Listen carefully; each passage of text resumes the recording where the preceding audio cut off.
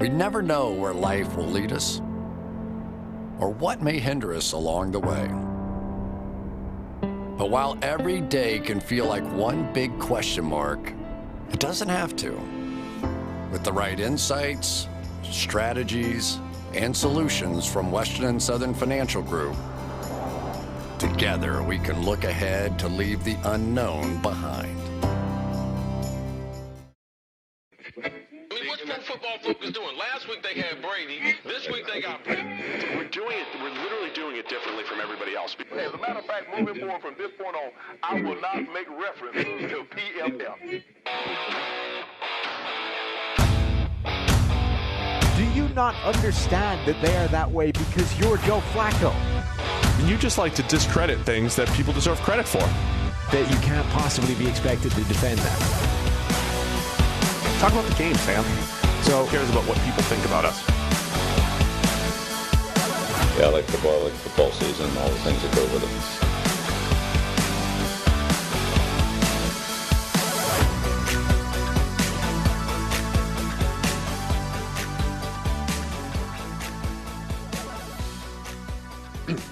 Hey, welcome into the PFF NFL Podcast. Steve Palazzolo here with Sam Monson. That's right, I'm still in my mom's basement. Sam's back in the studio. You never know where we're going to be this summer for the PFF NFL Podcast. Welcome back from vacation, Sam.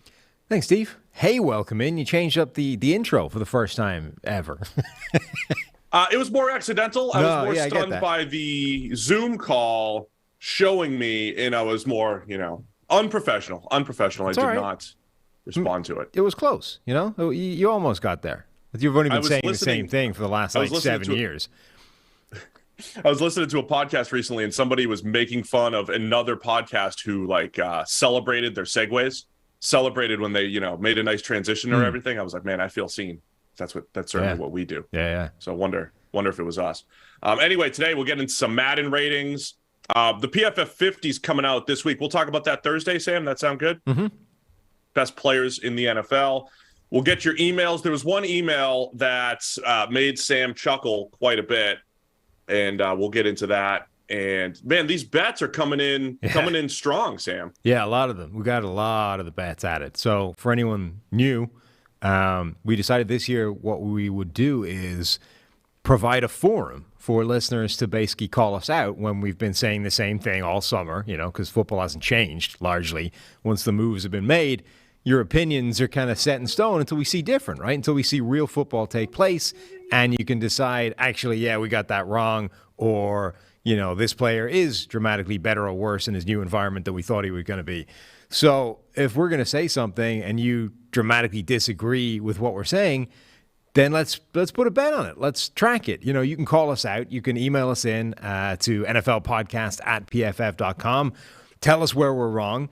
Let's put some, parameters to the bet, and let's, maybe put some stakes to it as well. But let's track what we say versus what the listeners think and where we're full of it. And we've had a ton of people emailing in with various bets. The best ones are ones that very clearly define the parameters of what we're talking about. Like, this is where you're wrong. This is exactly how I've decided we can tell that you're going to be wrong. And then, this is what we'll call it. So a ton of these flying in. Some of them are really fun. This is making me think. There's so many coming in, Sam, and so many that we're going to accept. We can't accept all of them. Right. But I think we're going to have several bets accepted before the season. We should probably have a preseason show of bets. I wonder if there's a way to get our listeners involved. If listeners could step up and bet with each other and hey, I'll take that. Well, I'll take that ridiculous bet, whatever it might be. We could get some really good interaction here. But I do have think to have a preseason show where we go through all of them leading into the 2022 season. Yeah, we will only have a sort of set amount of them that we'll keep tracking and kind of keep there on this spreadsheet, though I think we're going to open up to people at some point. I think to get on there, to be one of the official accepted ones, it's got to be something where we, vehemently disagree. Because we've had a lot coming in that are good in terms of, we disagree a bit. The parameters are very clear. What you're saying in terms of how to measure it makes sense.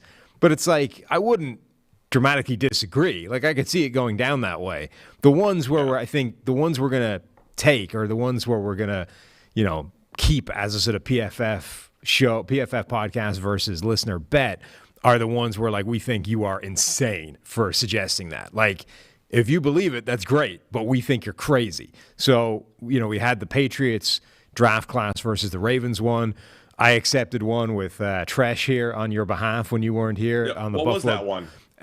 Somebody thought the Bills' offensive line, I forget where it was, I think top 5, top 10, something like that. They thought the Bills' offensive line was going to rank very high. Whatever the official thing is will be in the document, but I decided that was crazy enough that you wouldn't object to accepting that. No. So it's that kind of thing, right? If the ones we're going to accept are the ones where we clearly differ dramatically, as opposed to, it could go either way and we would be on the other side. So the other thing, when we do our preview shows, I do wonder if there'll be a lot of stuff coming out of that. Like we predict the Bears to finish last or whatever it might be, and people are going to say, no, bear down. They're going to win the division, whatever it might be. So there'll be some good stuff, I think, some opportunities leading into the season after our preview shows and everything. So, by the way, again, send them in. Yeah, one last thing that's happened, in the last week or so since I've been on vacation, all sorts of things. After week 1 of Ireland touring New Zealand in the rugby, we had somebody emailing in. We have a lot of people listen from New Zealand for some reason. So somebody was emailing in, essentially mocking the performance of Irish rugby in New Zealand after losing 1. There's the rugby tally going up. Since then, however, Ireland have won all of the games and won the series in New Zealand and are now the number 1 ranked team in the world.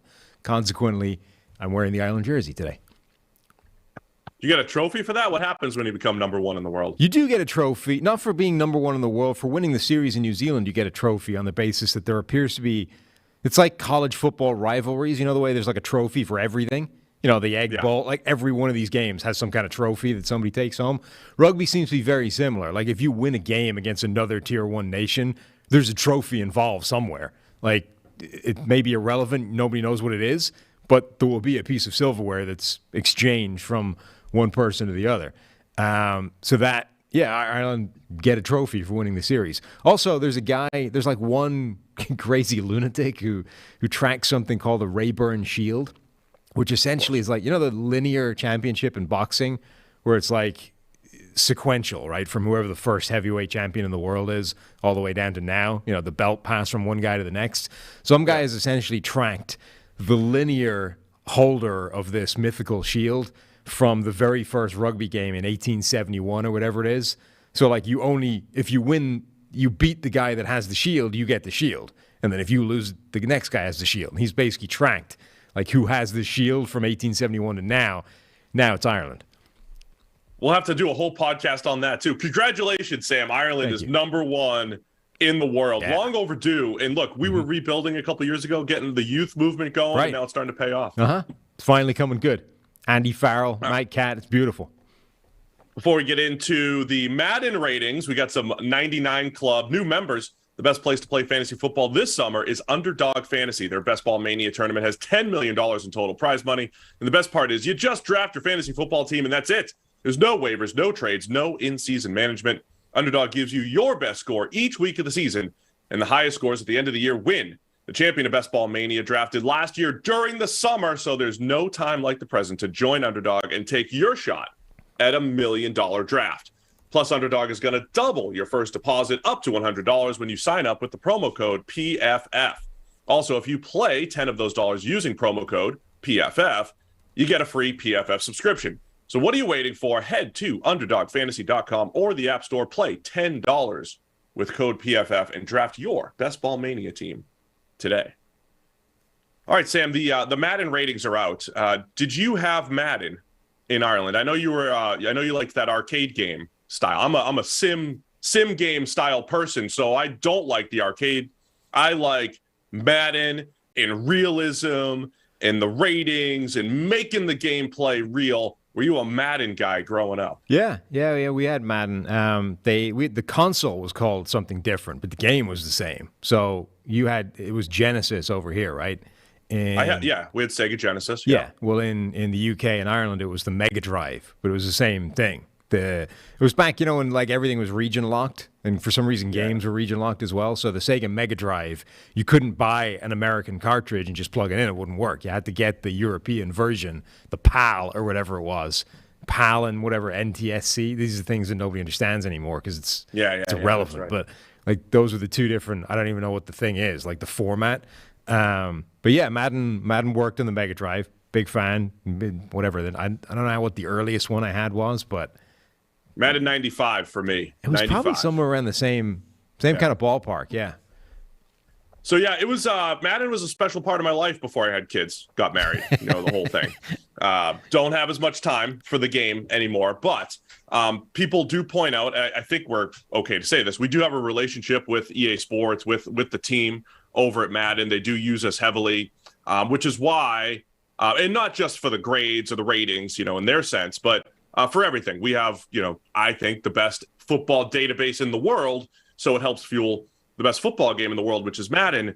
But we've got some new Madden 99 club members, including the highest graded player by PFF last year, Mr. Trent Williams at left tackle. Yeah, so this week they are releasing the 99 club guys starting this week. There was a bunch of leaks that happened last week, or a bunch of leaks that happened a while ago, actually, which EA Sports sort of denied, and we're like, no, those aren't accurate at all. And then last week there was an official quote unquote leak, the idea that Trent Williams would become the first offensive lineman ever to get the 99 rating. The other guys, we're not sure if they're going to hold up or not once this week of releasing the 99 club guys happens, so they may change. But Madden 22. There were 5 guys in this 99 club, Travis Kelce, Jalen Ramsey, Patrick Mahomes, Aaron Donald, and Devontae Adams. Then the leaked guys for Madden 23 were going to be Mahomes, Devontae Adams, Cooper Kupp after his insane season, Aaron Donald, Myles Garrett, and TJ Watt. That was the one that was sort of disputed by EA, and then the first sort of leak comes out, and it's Trent Williams. Anyway, my main point was essentially who belongs in the Madden 99 club. If you and I were creating these Madden ratings, who would you give a 99 to for the game coming out, the next one? Definitely Aaron Donald. I think we're all in agreement there. I don't know if there's any corner. I'm thinking about Jalen Ramsey at cornerback, and he recently tweeted, his accolades a few weeks ago, right?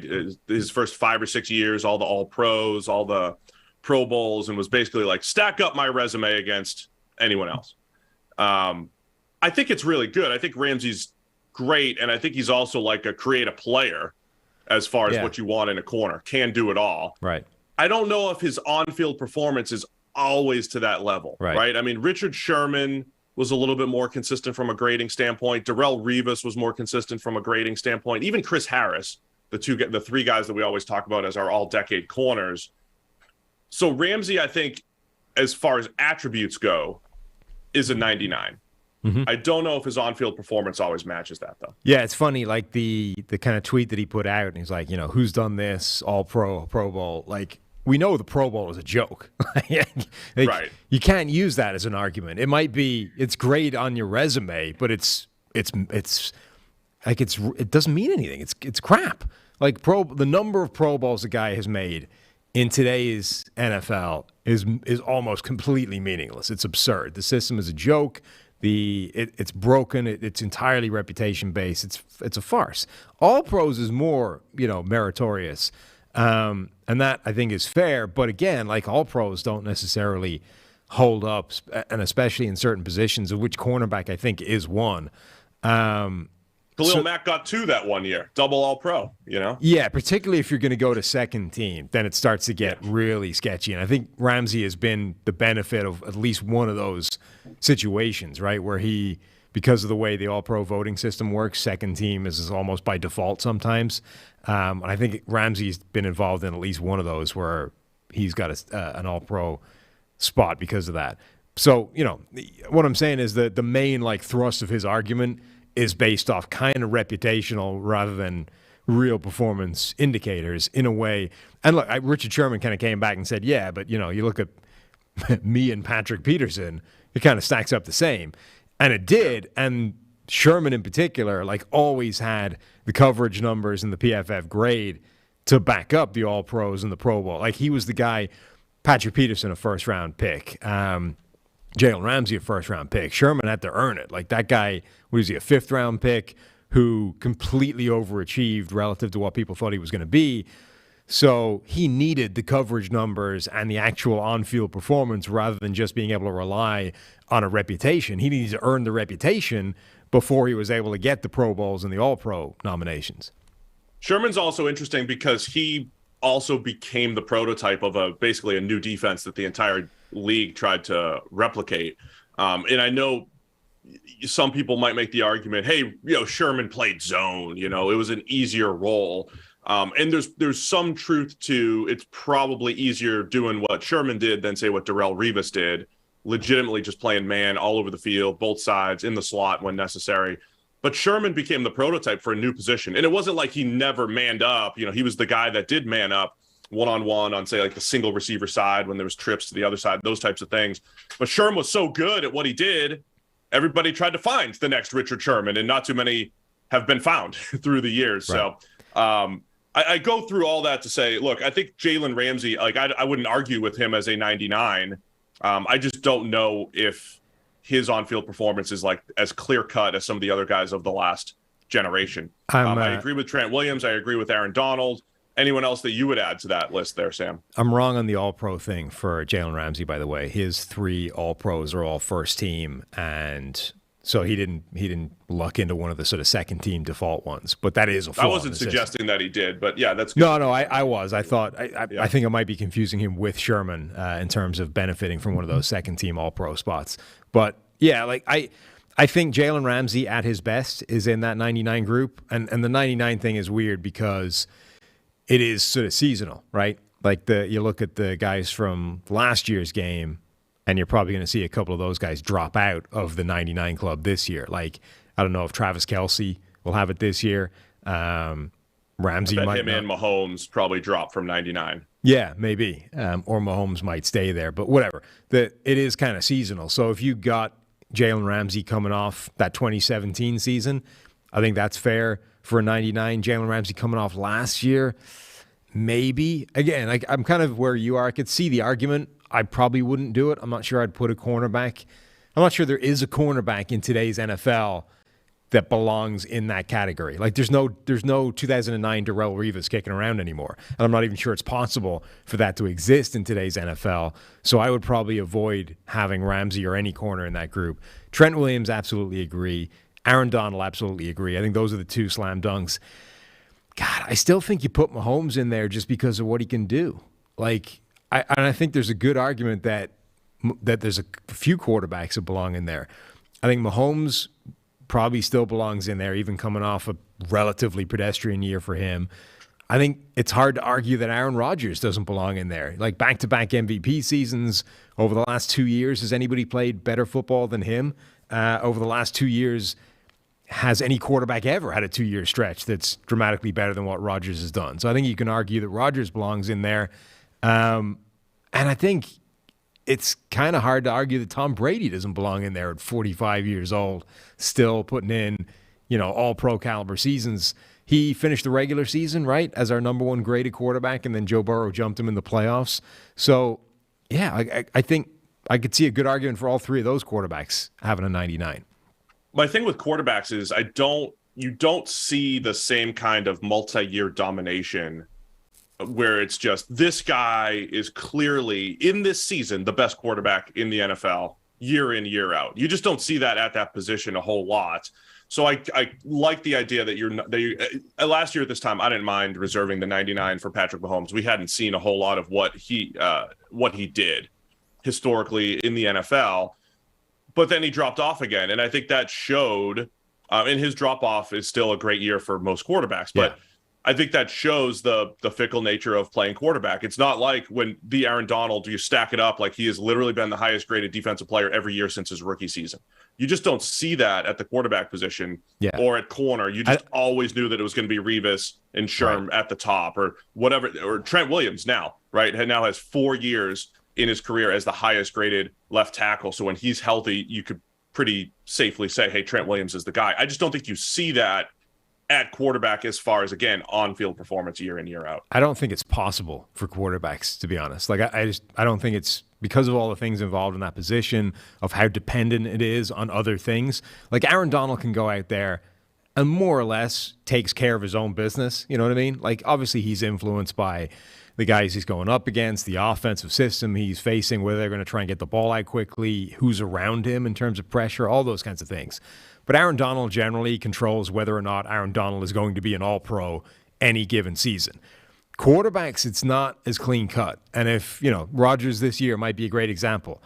If Rodgers has no viable receivers to work with this year, is it possible for him to lead the league in PFF grade, in all the things that we're talking about with quarterbacks? I don't know that it is.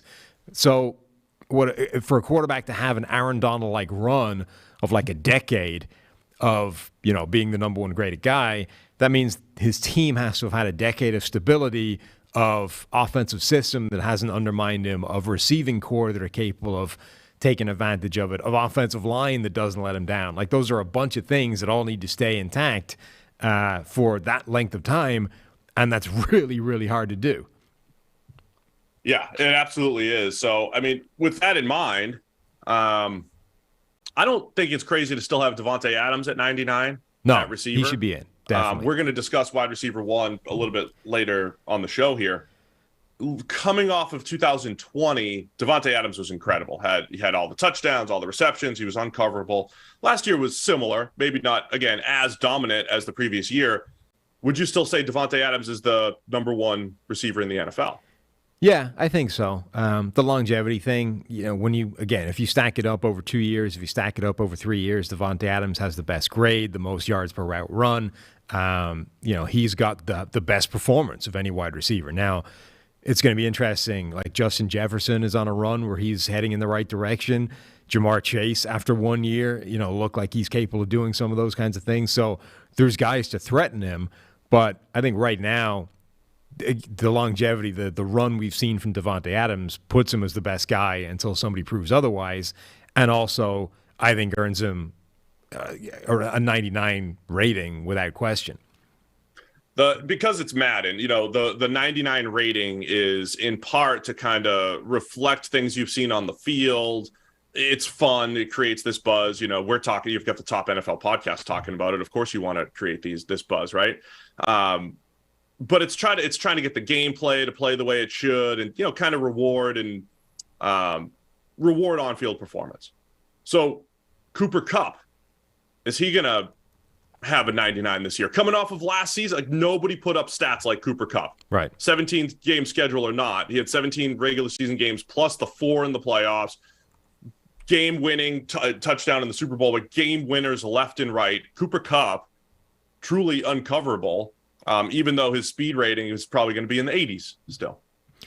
Yeah, like, it's, again, because it's sort of seasonal and does reflect what a guy's just done, it's pretty hard to argue the Kupp doesn't deserve a 99 off the back of that season. Like, that might be the greatest wide receiver season in NFL history. Certainly one of the top, like, adjusted for inflation and those kinds of things. But that Cooper Kupp year was nuts. He was absolutely dominant. He's the only receiver in the NFL last year, I think, to be above 3 yards per route run, and that's the benchmark. If you're above 3, you're in very, very rare air. Usually, Julio Jones is the only guy that's consistently managed to average above 3 yards per route run over the course of his career. And Julio, we know, has had those long discussed issues with scoring touchdowns, right? Cooper Kupp had 16 touchdowns in the regular season. So he got the Julio Jones level of production in terms of yards per route run, plus he scored 16 touchdowns in the regular season, and came up big, like, in the playoffs as well. It's not like he then disappeared in the postseason. Like, when they got to the crunch games and they were in trouble, they still leaned on Cooper Kupp. Scored 6 more touchdowns across 4 games in the playoffs, won Super Bowl MVP. So, yeah, Cooper Kupp might not have the tool set that a Julio Jones in his prime or some of these other receivers has, but the dude just had one of the most absurd seasons anybody's ever had. So, yeah, give him his 99. I want to hear from our viewers here. So if you're live in the YouTube chat, who else deserves a 99 grade? Drop their name in the chat. The other thing I want to know, Sam, I don't know if you got deep down into the Madden message boards like I did the last decade or over a decade ago. No, thankfully. But there is a whole group of people who still believe NFL 2K5 is the best game of all time. That when NFL 2K lost the ability to make an NFL game, they lost the license to exclusivity to EA Sports, that NFL 2K, was the thing, and they were never going to go to Madden because of it. So I'm always curious if we have any secret NFL 2K fans in here who have been boycotting Madden and all that stuff. But there's an underground world there, Sam, who believe NFL 2K is the game. Are you? But yeah, we're talking Madden ratings here. Are you gonna get involved in our buddy Hawk, Andrew Hawkins? He's creating the first kind of commercial VR, virtual reality game where you can play quarterback. So you can go. I don't know how it's calibrated. If I don't know if your 74-mile-an-hour fastball is going to be reflected in a Mahomes, Josh Allen kind of arm once you get the VR thing attached to you, or if you can adjust it in game. Measure your arm speed. 74 is good for a football. I'm sure it would be. Throw 74 with a football. But I also assume that 74 with a baseball would be translated down somewhat to when you're throwing a football.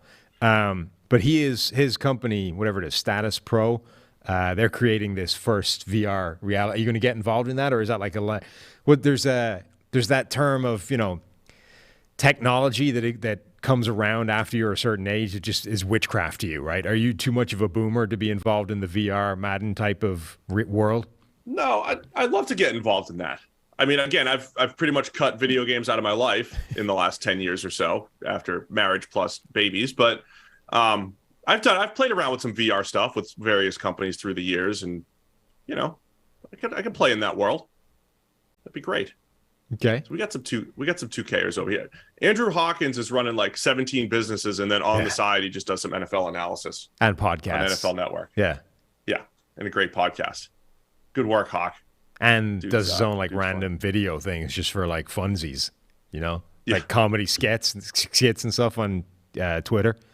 I liked when he had his one daughter playing quarterback and one daughter trying to block him, and he's just tossing him to the side. Swim move, tackling her, and everything. It was great. Good job, Hawk.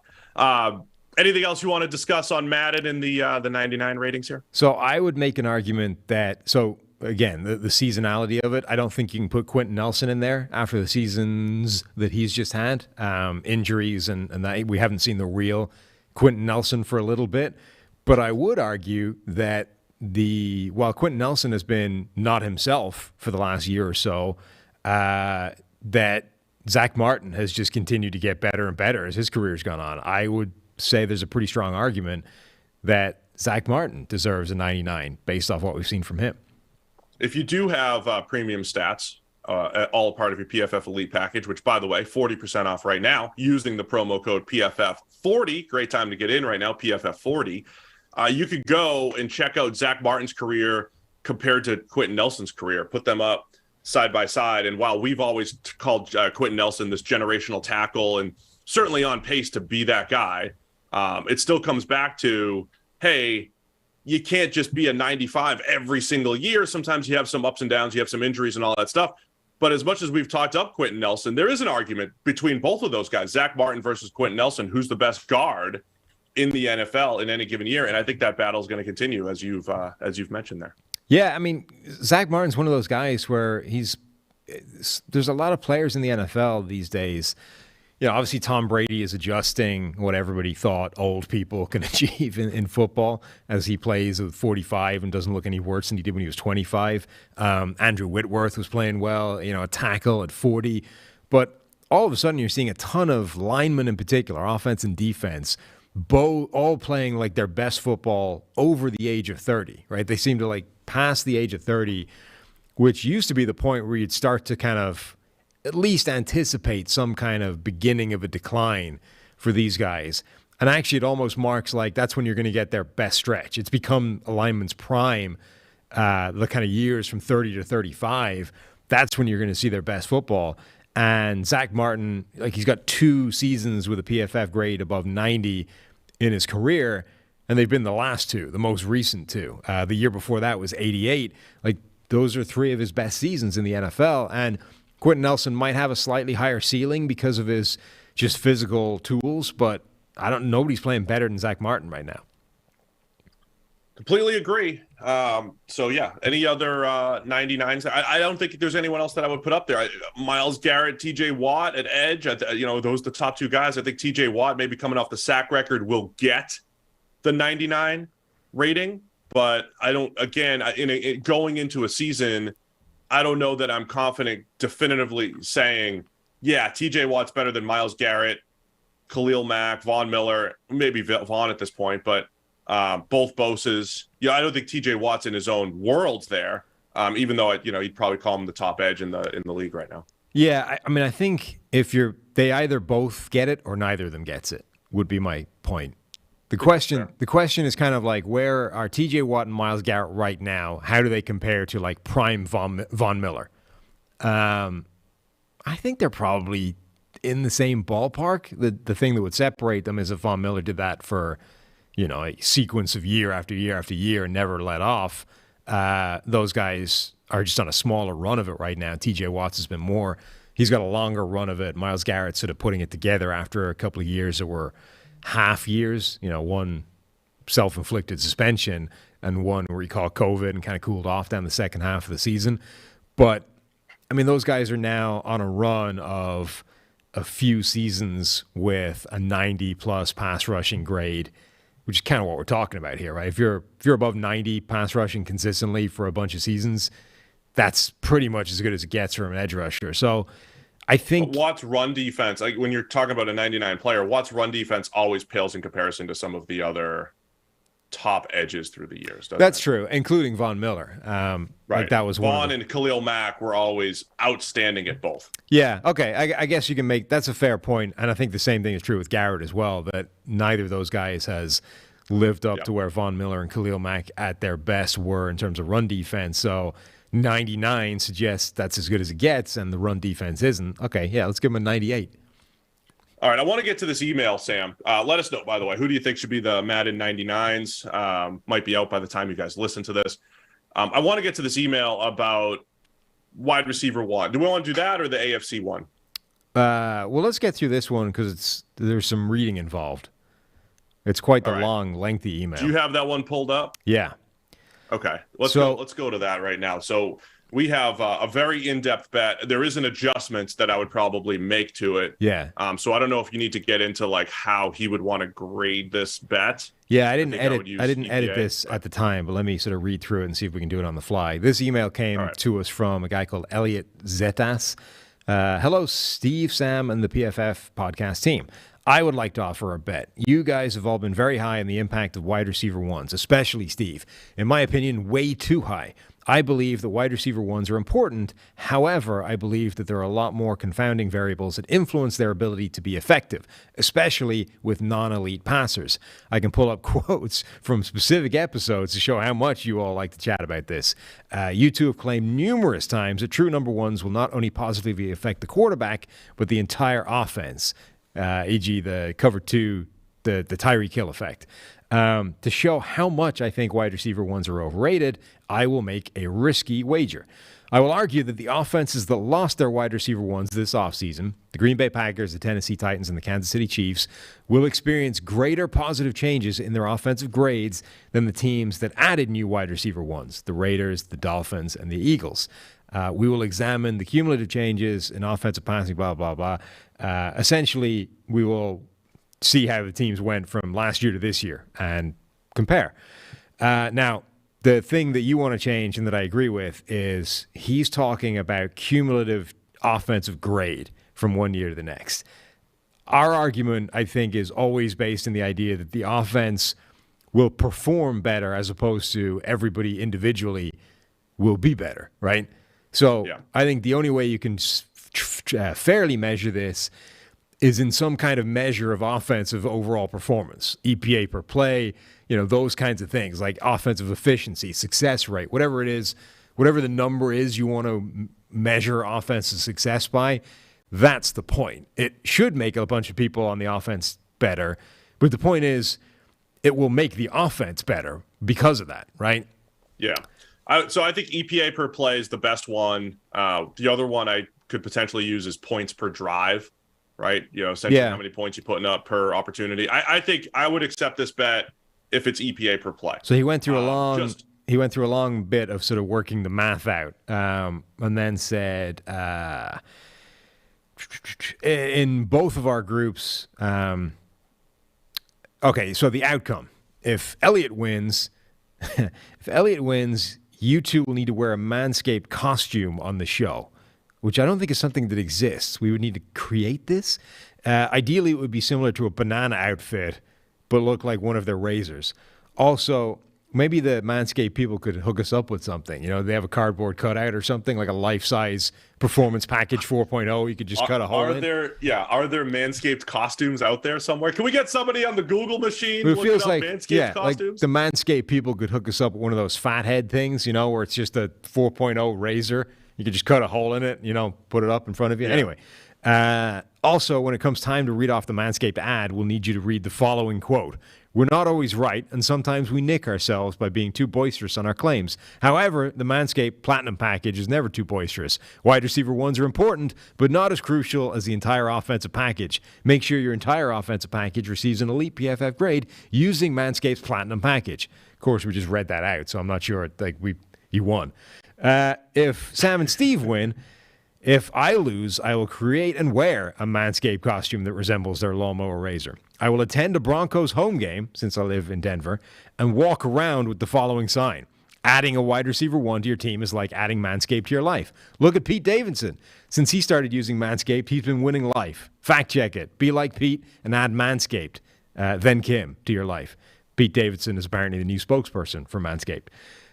Feel free to offer any feedback, comments on my offer and bet. I'm happy to negotiate. Blah, blah. We can remove games if the wide receiver one or the projected starting quarterback does not play in, or we could leave as is. Appreciate you too and love the show. Cheers. So I love that one, but I do think it needs that change from like cumulative grade of offensive players to to measuring the actual performance of the offense. There's a lot to unpack there. I do love it.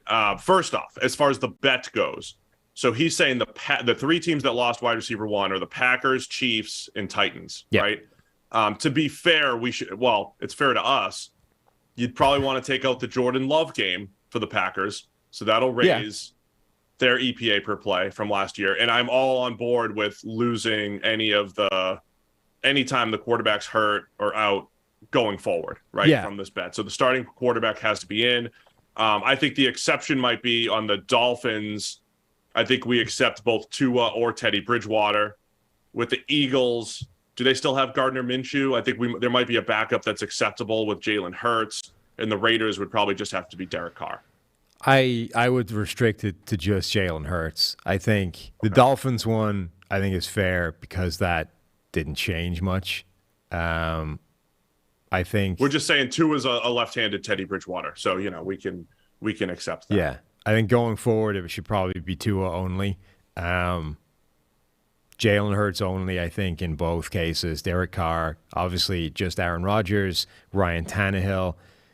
Yeah, I mean, and Patrick Mahomes, obviously. So, I think if you basically restricted the starting quarterbacks with the caveat that Teddy Bridgewater versus Tua was the same, then I think you're probably good. Pivot to EPA per play. And I think we're good there. I think that's great. As far as the punishment goes, first off, I hope Manscaped is still a sponsor. That's true. By the time this all happens. Well, even if they're not, this would be great publicity, right? They could jump back on board if they give us a giant lawnmower 4.0 fathead.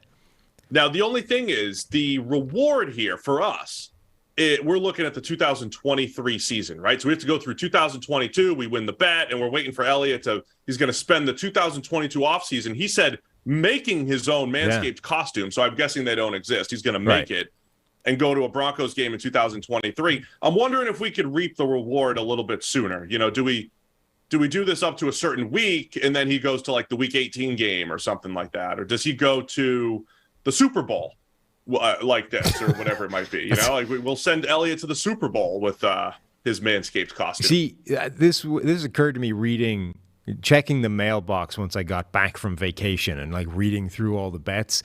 And, you know, we were encouraging people, I think, at some point to sort of put some stakes in there, you know, and make it interesting. Only when you start to like mentally tally up what all the stakes are, if we go on a run, like a cold run, we catch a cold deck of cards, you know, and get snake eyes across the board, if I can mix the metaphor all the way, we could be in trouble. And particularly if you start throwing in things like, oh, we'll just send him to the Super Bowl. Like, this could get expensive pretty quickly. You know what I mean? We'll just call Chris. We're going to send Elliott to the Super Bowl because we want to bet against him, but don't worry, he's pushing one of our sponsors. We'll drop $10,000 on his Super Bowl ticket, you know, another several grand on all the money we dumped on the rest of the bets. We got this. It's easy.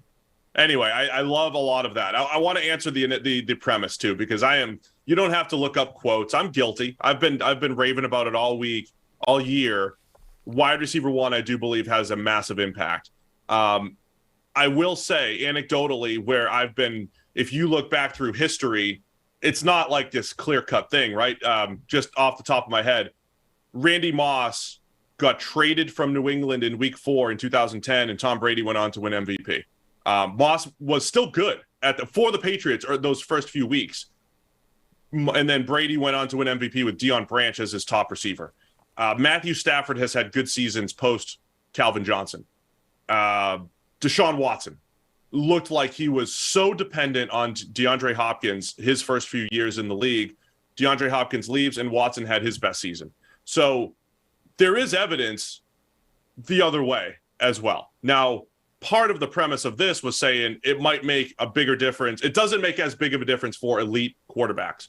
So in Elliott's, suggestion here, it sounds like he thinks Patrick Mahomes and Aaron Rodgers in particular are going to be okay. And there is some historical precedent where maybe the better quarterbacks are okay. And maybe you throw Tannehill into that bunch as well. The interesting one, though, is going to be what those guys bring to Derek Carr, Jalen Hurts, and Tua. Because I do think they're going to have an impact, right? So we have seen quarterbacks lose great receivers and they still survive. It's not like everything falls apart. But I'm still of the belief that overall, I could go the other way and say, look, Matt Ryan has been so much better with Julio Jones than without. There's a lot of those examples. And even Tyreek Hill, last year, we talked about the cover 2 thing. It was the worst Kansas City offense in 4 years. But my answer would be he made it easy for them to just grab one more receiver, right? You keep Tyreek Hill, you grab one more receiver, and that guy should be enough to put that offense back to being dominant again. Rather than overhauling the whole thing. Tyreek Hill still helped them have one of the most efficient running games in the entire NFL because of how they dictated coverage. So I think there's a lot to unpack there, but like anything in football, it's not like, hey, look historically, Steve's going based off of 9 out of 10 times. This is what happens. It's more like 6 out of 10 or whatever, it could go either way, but I do like this bet and I will absolutely accept it. Yeah, it's also not 1-to-1. It's not like you get a wide receiver. So our point has been wide receiver ones offer a larger impact than simply the play of the wide receiver one, right? Like you don't just sort of look at a spreadsheet and say, well, this guy's going to bring you whatever it is, 1,200, 1,400 yards, add that to our offense. That's what we're getting. What you're doing is saying, well, you're going to get that production, but you're also going to have an impact beyond that in terms of what that guy is doing by dictating coverages and the gravity he brings to coverage and what that does to everybody else in the offense. But that's not automatically making you better. Now you need to take advantage of that, right? And that was where you get the Chiefs situation last year. Tyreek Hill essentially dictated those cover 2 looks, those too high safety shells that the Chiefs started to see a lot of last season and then saw a ton of as the year progressed.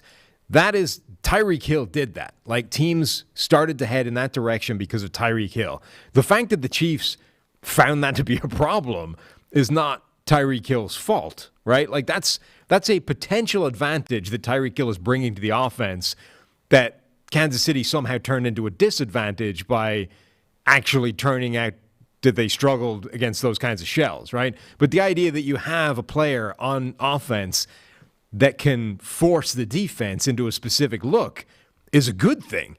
And usually you can then take advantage of that and become better because of it. But it doesn't necessarily mean that it's going to happen automatically. And that's where his point about, various other confounding factors is fair. It's a legitimate one, right? It's not a simple addition thing. You then need to figure out what it means. And that's why I've been tapping the brakes or throwing up a note of caution about this idea of Tyreek Hill plus Jalen Waddle plus Miami equals, fantastic fireworks, because somebody still needs to figure out how that functions, right? It's not simple, and it's not like an easy mathematical formula of just plug it in and then we get this amazing thing. Somebody needs to go away, plug it all into the chalkboard, and figure out how we maximize that performance. And I think the other element is it does matter what you're left with, right? You've named a lot of teams that were okay after trading away their number one receiver because they were left with a receiving core that was still fine. I don't think you can make that argument with Green Bay particularly well. Unless somebody in that room performs dramatically better than we have any reason to expect them to perform.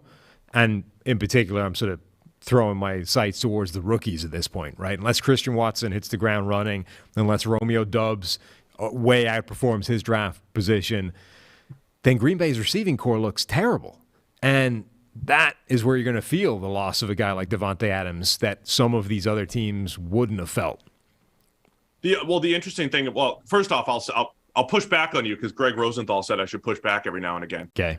Using the Brady example in 2010, again, he was left with old Deion Branch as wide receiver one, and then he had rookie Gronk and rookie Aaron Hernandez. It wasn't like it was a train wreck. He had Wes Welker there too, but there's definitely a big drop off from Randy Moss. But we've seen it go both ways. I will agree with you on the Packers thing, right? Because I don't feel great about what they're left with.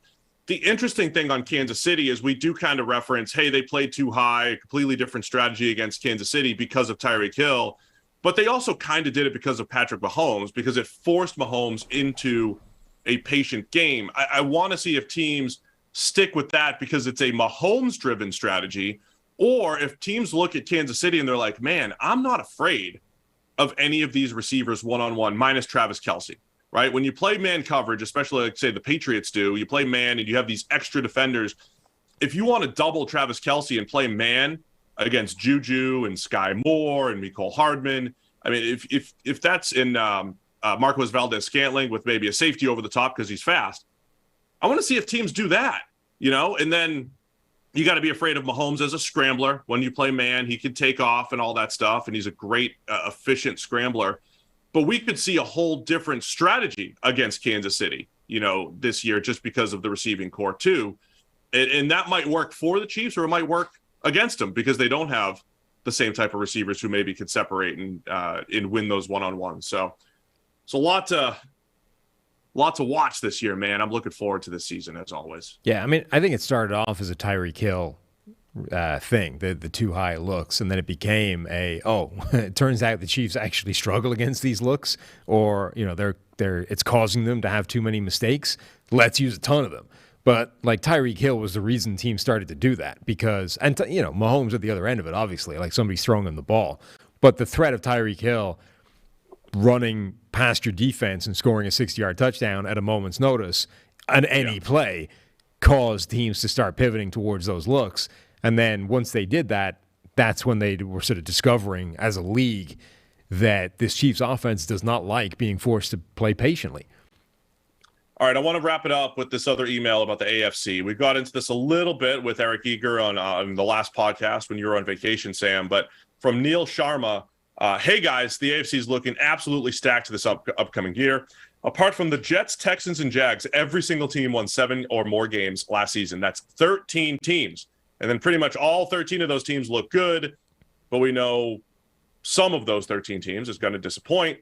And I'll also add to this email, a lot of those 13 teams made some great offseason moves, right? Yeah. This is what we've been talking about for months here. So Neil wants to know definitively which of these 13 competitive AFC teams do you think are most likely to have a disappointing season? I'll just add this too. For whatever it's worth, I do think the Jets, Texans, and Jags, the three teams that we're not talking about, I think they're better. I think they're all better this year. I mean, I know we're in off-season optimism mode. The Texans should be better than last year, but whatever. The Jets absolutely should be better than last year. And the Jags, I think, even if they overpaid for players, should be better than last year. Then you have the 13 that seem like the most competitive in the AFC. So who's going to have the most disappointing season in the AFC, Sam? So I've said for a while that I think, Miami got dramatically better and still might not make the playoffs because of what everybody else did, right? So Miami, I think, would be one of my teams immediately that I think they will be a much better team this year. They addressed the right areas. They had a good offseason. But I just don't think it's going to be enough given the arms race that everybody else went on and the fact that, we expect Buffalo to win that division. The Patriots might be good as well. It's just tough. So Miami, I think, would be the first one to highlight of a team that I think got better, will be good, but just miss out through the numbers involved in the AFC. I do Tennessee radio as you do a lot, and having to go talk about the Titans and how, look, we had their roster ranked 20th this offseason. That might not directly correlate just because they play in the AFC South. And I do like Mike Vrabel. I think he'll bring it together. Yeah, but the Titans could be that team that disappoints after being the number one seed last year. That division is kind of interesting because Jacksonville, Houston should both still be pretty bad. They're two of the three teams that we're sort of ruling out from this conversation, and then you have Indianapolis and Tennessee, both of whom I think feels like they're not really in this contender level of the AFC where there's all these great teams and the arms race that everybody's gone on, and Tennessee in particular kind of went sideways while everybody else was going forward. Indy, I think you could argue, maybe did get better and flipped Carson Wentz for Matt Ryan, all those kinds of things, but Matt Ryan is not what he once was and all those kinds of things. Anyway, it sort of feels like both those two teams are not where everybody else is in terms of true contenders, but one of them's going to win the division, right? And that immediately obviously puts you in the playoffs, and then all you need is, one or two games where you live up to your potential as opposed to a whole run of 13, and it's a different conversation. So I kind of feel like neither of those two teams is in the true contender level in the AFC, but one of them is going to be around when those games are taking place, and that, it obviously gives them a ticket. I think the Jaguars could be much better than expected. Even last year at this time, I think we were talking ourselves into over on their win total, which was probably 6 or 7. We were talking ourselves into this, and year 2 Trevor Lawrence, man. We could see a special year 2 Trevor Lawrence, which could change everything, and then you lose the baseline of Urban Meyer and raise that to Doug Peterson, and everything gets better. Don't sleep on the Jags. Here's the other thing I'm being talked into this offseason. The Raiders fans are just chipping away at me, Sam, on us. Oh, God. Even though I'm more of the guy in favor for the Raiders. Yeah, you're in their camp. You're you're Mr. Raider. The rest of us hate Mr. Raider. It's just you. My boss is a Raiders fan. I'm trying to keep Rick happy. You know what I mean? The more I think about if my theories are correct, the idea that you go get 3 or 4 guys that you can't cover, is there anything better than the Raiders having Devontae Adams, Darren Waller, Hunter Renfrow out there, right? You've got 3 different body types, 3 different types of receivers who all know how to get open. Derek Carr is going to elevate his game, presumably with Devontae Adams. So maybe I should be a little bit higher on the Raiders. I'm bringing this back to, could the Broncos disappoint, right? Another team that we've been saying all they need is the quarterback. All they need is the quarterback. I believe all of that. I believe they're moving in the right direction. The roster's looking excellent. What if Russ just isn't the same? Yeah. Right? Last year was the finger injury. You could use that as an excuse. But regardless, the last year and a half of Russell Wilson has not looked anything like the previous rest of his career. Is that a trend or was that a blip? And so I'm just posing that more as a question. Like if Russ came out there and was posted another 75, 80 grade rather than a high 80s grade like you would expect from him, the Broncos could disappoint. And that's dependent on, is Russell Wilson, who's getting older, he's maybe lost a bit of a step from an athleticism standpoint, something that's been a huge part of his game. So it's not crazy to believe that Russ isn't the same Russ anymore. I'm sorry. We're talking about Russell Wilson in decline at the age of whatever he is when Tom Brady's out here at 152 years old still plodding away. Russ is short. He's short, right? Short quarterbacks. That man. Yeah, so that's when it starts to catch up to them. Whatever Tom Brady's been doing with the TB12 and the avocado ice cream and stuff, Russell Wilson has apparently been paying like $1 million a year for recovery for his entire career. Like that, if anybody is going to... It didn't work last year. It didn't work. It's because he broke a finger. That didn't it's not a declining issue. That's like somebody mangled his hand. But like, if anybody is going to, extend the prime years of his career, it had better be Russell Wilson, given the amount of money he's paid on that throughout his career. There's a lot of investment there. I'm just saying that it is a possibility. And at the end of the year, if you're talking about disappointing years, it's that in combination with playing the Chargers, playing the Chiefs. Yeah, I mean, the division. Somebody is going to end up not looking great from that division when they're probably a very good team. Honestly, it could be any of them. The Chiefs were a fine line. I mean, they ended up with the number 2 seed. I mean, they were very close to being, like an 8 or 9 win team last year. I know you could say that for a lot of football teams, but if you get the breaks going the wrong way, could the Chiefs disappoint because of that stacks division? I don't believe it. I think they're the best still. But, could the Chiefs disappoint after all their offseason turnover? Yeah, I mean, look, we talk about having Patrick Mahomes and Andy Reid and having them sort of locked down. It's going to make the Chiefs contender every single season. This is the same way it did with New England, where, Tom Brady, Bill Belichick, et cetera, and they went on that run where they had double-digit wins for, almost 20 years. But particularly in this year, this AFC, this season of contenders, if the Chiefs lose a couple of games they're not expected to, and they win 10 games or 11 games, you could conceivably miss the playoffs this year with that kind of record, right? Because we're talking about this arms race and how good everybody is. Now, okay, a lot of them are going to play each other and it's going to shake out a little bit, but this could be one of those years where you're going to need 11, 12 wins, to make the playoffs. So if Kansas City has a slight off couple of games and they only end up with 11 wins or 10 wins, it could make them miss particularly if they lose a couple of them in the division, and the Raiders stop playing cover 1 and cover 3 every snap against them, and all of a sudden they struggle to beat the Raiders. Things could happen where all of a sudden this perennial contending team does not win all the games they're expected to and miss out. I don't think it's going to happen, but it is possible. Not to completely turn this into the pessimism show that you have completely dominated. You and Austin, rest in peace. If in classic Steve fashion, I'm just going to answer every team, and then we'll point back to the show where I told you that team would disappoint. The Chargers could disappoint because that's what they do. They're the Chargers. The Browns could disappoint because we know Deshaun Watson's probably not going to play football for a while. Might be starting Jacoby Brissett all year. Yeah, it could be Jacoby Brissett. Even if Watson's back, he still only has one elite season under his belt from a PFF standpoint. The Browns could disappoint. The Ravens could disappoint because, Lamar Jackson, is he ever going to be what he was in 2019? The Patriots have no secondary and on paper didn't add enough this offseason compared to other teams in their division. The Bills are always going to break our heart because that's just what they do. They just can't win the Super Bowl, so they're going to disappoint because the expectations are so high. So every team is going to disappoint. Every team. Go Jags. Okay.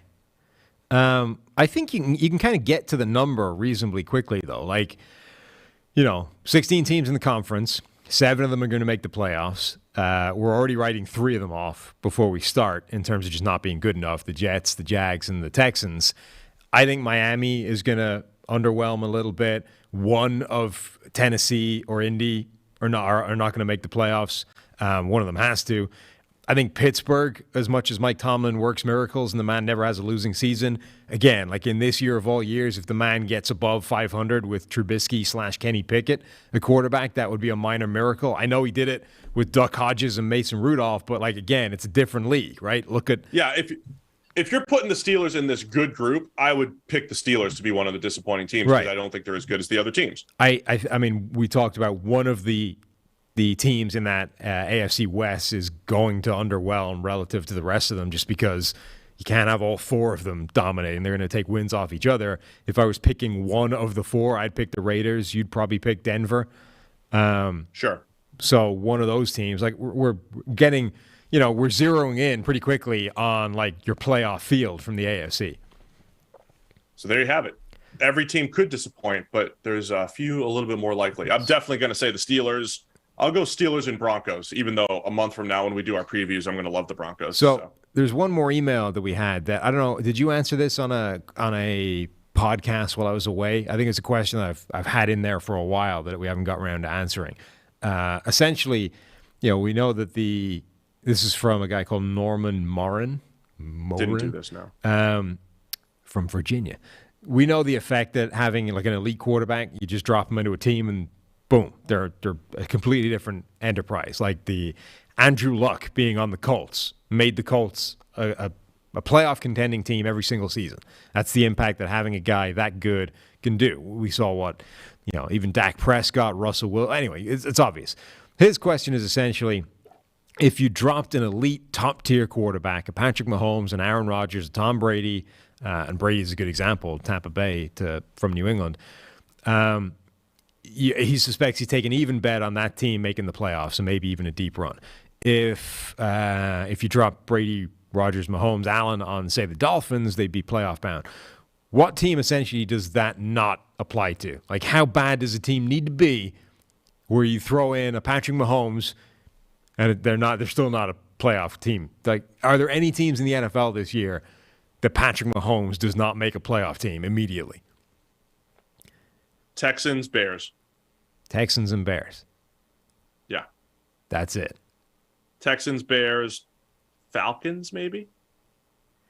I'm just thinking through our work. Because even the other teams that are in our worst roster bucket over the article Ben Lindsay put together, the Jaguars are down there, the Jets are down there. Seahawks. The Seahawks are down there.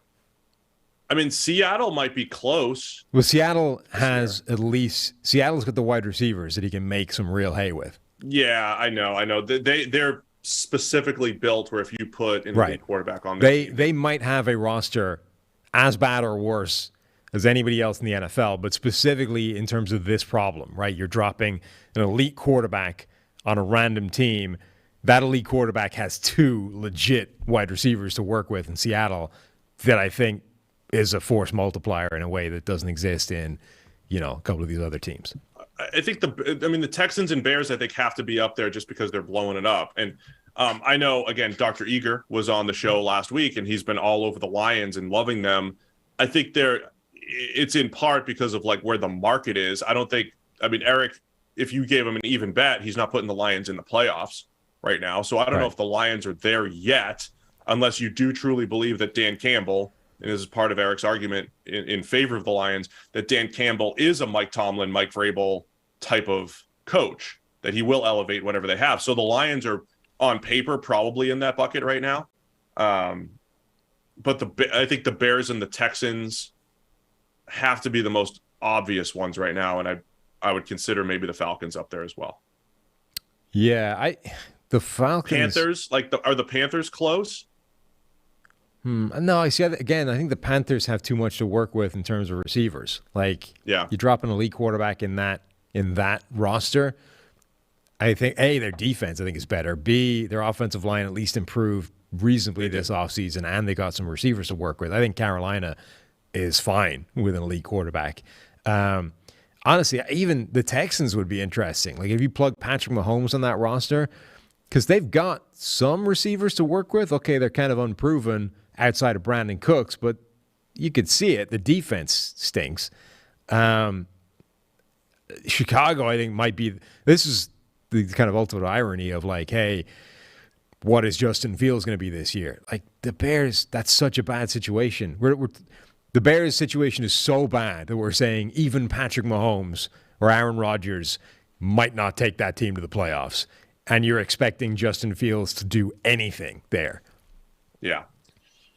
Yeah, I mean, that's I don't want to say the last time we saw that, but again, in 2018, when there was 5 first-round quarterbacks, and in year 2, the Jets with Sam Darnold, the Bills were already on their way back, but the Jets with Sam Darnold and wherever Josh Rosen was at that point, was he on to Miami at that point? I think he was. They had terrible situations where it was like, I don't even, unless Sam Darnold or Josh Rosen is super special, we're not going to get a good gauge for what they can do here in year 2, and that proved correct. The Dolphins were atrocious in 2019, as were the Jets. You might have the same situation with Justin Fields this year with the Bears, where they're just not in position right now to get a good gauge for what he can do, and then there's just hope that you could really flip the script in 2023 and 24. You think Jacksonville got that much better in the offseason, or are you putting the 3 wins last year entirely down to Urban Meyer? Yeah, I don't think they were as bad as what we saw last year. And then you look at, they made incremental improvements at receiver and offensive line and defensive line and in the secondary, right? These were incremental improvements that when you tie it all together with a Doug Peterson, a new coaching staff, and again, I'm projecting a year 2 leap from Trevor Lawrence, because if we don't see it, I think the Jags are rethinking a lot of things. I'm projecting a year 2 leap from him. If that doesn't happen, it really doesn't matter if they made incremental changes, but I'm assuming if Lawrence is a lot better, I think the Jaguars are better. Meaning if you do put a top quarterback on that team, they're at least like creeping back toward average across the roster, aren't they? I guess. It's just, I don't know. I don't have a ton of faith in the organizational structures and the things that they're doing. If you put Trevor Lawrence on the Chiefs, Trevor Lawrence and Doug Peterson on the Chiefs roster, you look at that receiving core and say, yeah, it's all right. Great. They have Travis Kelce. Receivers, offensive line's really good. And then what do you feel good about defensively? Maybe some rookies that are eventually going to, help turn that thing around in Chris Jones. No, it's true. I mean, but that's more of a sort of indictment of, it is true that like Kansas City's roster is average, but they have the 2 most important aspects of anything locked up long term, right? They have the head coach, and they have Patrick Mahomes for a decade. So they still have Kelce, and they still have a great offensive line.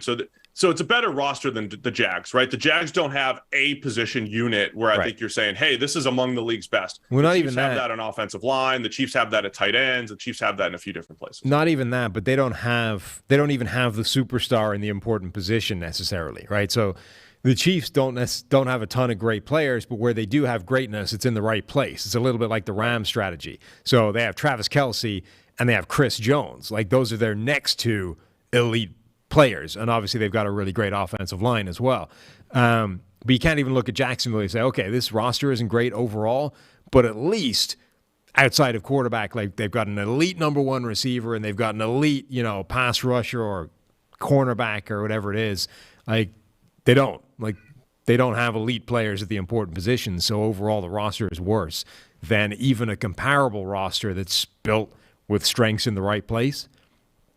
I think to answer this argument, the NFL should just reshuffle quarterbacks every year. Answer all the quarterback arguments by just moving them around every single season and really blow up the league. So have some fun with that. I've seen people suggest that, the draft, it's a bad thing. It's a bad approach, right? It's anti-American. It's communism gone wild. It's socialism, right? It's not American. We don't do this. We don't equally distribute things out to everybody. We let the free market dictate. Capitalism, that's how you do things. You just let Jerry Jones go out there and bid a yacht for the best college player, and that's how we get this done.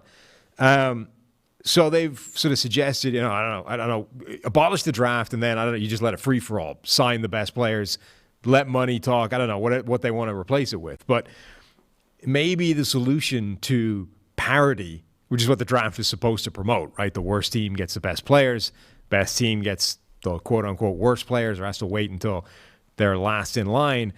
Maybe the actual way to create parity is every year to just throw every quarterback back in the pot and randomly draw them out every year.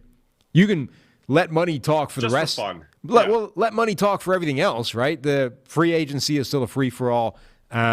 We let the draft become a free-for-all. It's all just buy your way to number 2 to 53 on the roster.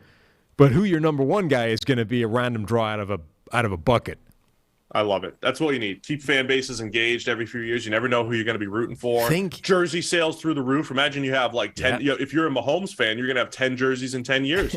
Maybe you go back to the same team, year 1 and year 5. I'm back with the Ravens as Patrick Mahomes. Like what a huge event for the NFL the draft is now. Think what an event it would be. The raffle draw, for quarterbacks. Yeah. You get that big drum, Rodgers up there like spinning the wheel, right? The Kansas City Chiefs are going to be starting Drew Lock. Woo! I like that. Pick out of a drum. Yeah.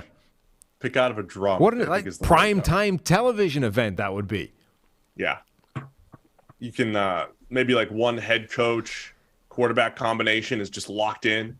They come as a package deal every now and again. But think wrenches in it. You get a great television market team who's down in their luck right now. Chicago, for example. So like Chicago, terrible team, terrible roster. We're rebuilding, and then all of a sudden you draw like Aaron Rodgers out of the hat. It's like, and then Rodgers has to play for the Bears. The plan just changed. It's like we're in a completely different place now. What if they drafted Drew Lock after all that? Hey, there is somebody in the emails pushing back on our Drew Lock hate. I think there's a future bet to be had there as well. When I was glancing through, I did see that one. I didn't see what is. I didn't check. I got at some point my eyes glazed over and I stopped reading. But I did notice that there was a Drew Lock hate getting out of control. Knowing your Drew Lock hate, you'll probably sprint to the podium to accept that one, though. I just didn't see what the bet was. Oh, here it is. His grade will be north of 70 for the entire year. I mean, that's some pretty low, Yeah, I would negotiate it up to 75. What did 70 get you last year? If you had a grade of 70. So Carson Wentz had a grade above 70 last year. And people are like, Carson Wentz stank last. Daniel Jones had a grade above 70. And that was after collapsing with his offensive line in heap. Teddy Bridgewater was above 70. No, 70's too low. We're going to need higher than Money that. Where your mouth is, 75 to 78. It's got to be in that range if you really believe in Drew Lock. With those 2 receivers. Yeah. No, right. Yeah, 70's too low. I'm not buying 70. Well, anyway, great discussion. It's July. We've got a training camp happening. The rookies are showing up to camp today because the Hall of Fame game's right around the corner. 2 different teams. We'll have what's that? 2 different teams. Buffalo and Vegas report to training camp today. Yeah, it's unbelievable. We've kind of made it to I can't wait for the training camp buzz. There's going to be superstars made over these next few weeks in training camp. So stick with us. We'll have some more great off-season discussions. We'll have all of our season previews coming up over the next few weeks. I want to do an episode answering one question from every fan base because we did this last year. So put it in the title if you want to email it, question for whatever your favorite team is. And we want to answer one question per team on a show, maybe next Monday or sometime next week. We'll do that. So start sending those in, send in those bets. Got all the email information, NFL Podcast at PFF.com. You could tweet at us at PFF_Steve, at PFF_Sam, and all that fun stuff. All right. And don't forget, PFF 40. Get 40% off. PFF 40, 40% off any PFF subscription over at PFF.com right now. Thanks to everybody for tuning in. We'll see you again on Thursday.